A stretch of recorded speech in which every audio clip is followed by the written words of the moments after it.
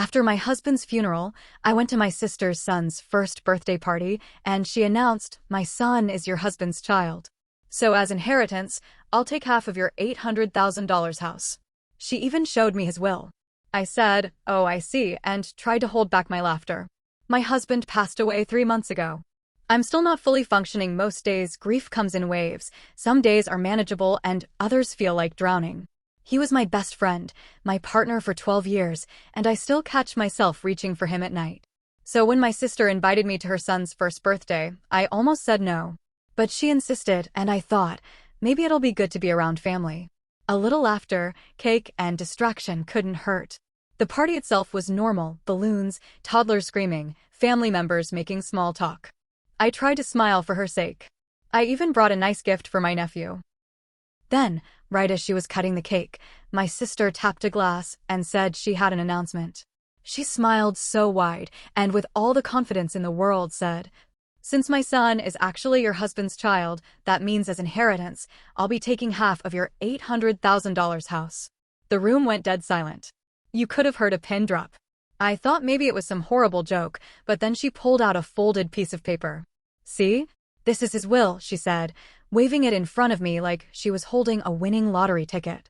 I stared at her, at the paper, at my wide-eyed relatives whispering to each other, and I felt this bizarre calm wash over me. I just smiled, nodded, and said, "Oh, I see." But inside, I was trying so hard not to burst out laughing. I kept my face neutral, but inside, I was shaking with barely contained laughter. My sister looked so smug, like she had finally won something over me. She kept rambling about how this changes everything and how she was going to move into the house soon. I just nodded and let her talk, while some of my family members looked away awkwardly. Nobody wanted to step in. Finally, I stood up, walked over, and asked to see the will she was waving around. She hesitated, but handed it to me. One glance was enough. I almost lost it right there. Because the will was real, yes. But it was dated 2 years ago. Back when my husband and I had rewritten everything together. And the part she didn't know? My husband had disinherited anyone outside of me. No children, no siblings, no secret sons. Nothing. Every asset, house, savings, insurance, was left solely to me. Why? Because my husband couldn't have children. At all. He'd been medically diagnosed years ago after a failed attempt at IVF.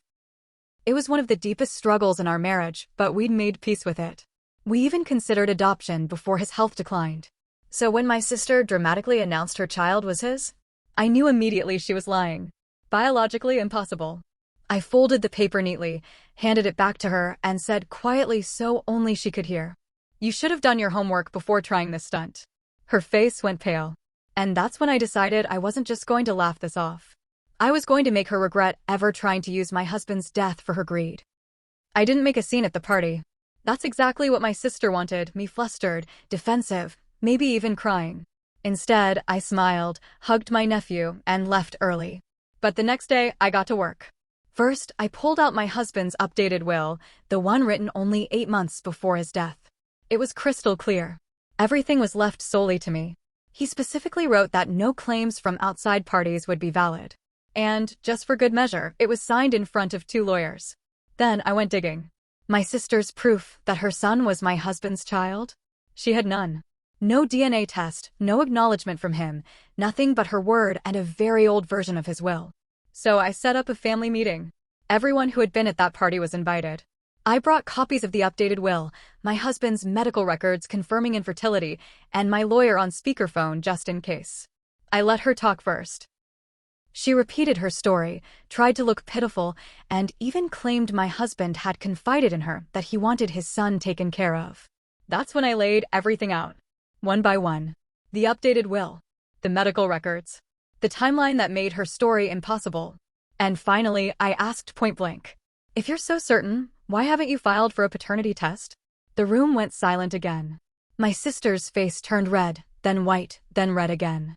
She started stammering, accusing me of faking documents and turning the family against her. But it was too late. Everyone saw through her. Even my parents, who usually enable her, looked horrified. By the end of the night, she stormed out, slamming the door. And me? I finally laughed. Loud, uncontrollable laughter. Because in trying to scam me, she had just destroyed her own reputation. But I wasn't finished yet.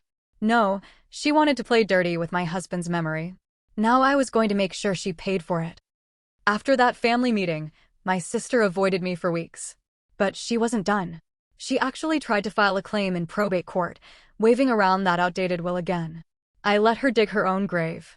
My lawyer responded by filing the updated will, along with my husband's medical records and statements from both lawyers who witnessed the signing.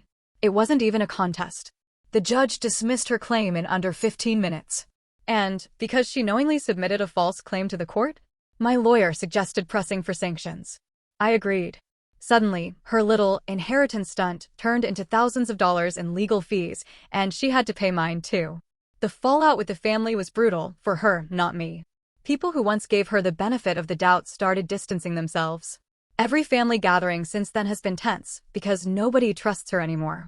My parents barely speak to her, and some relatives outright told her she's not welcome at their homes.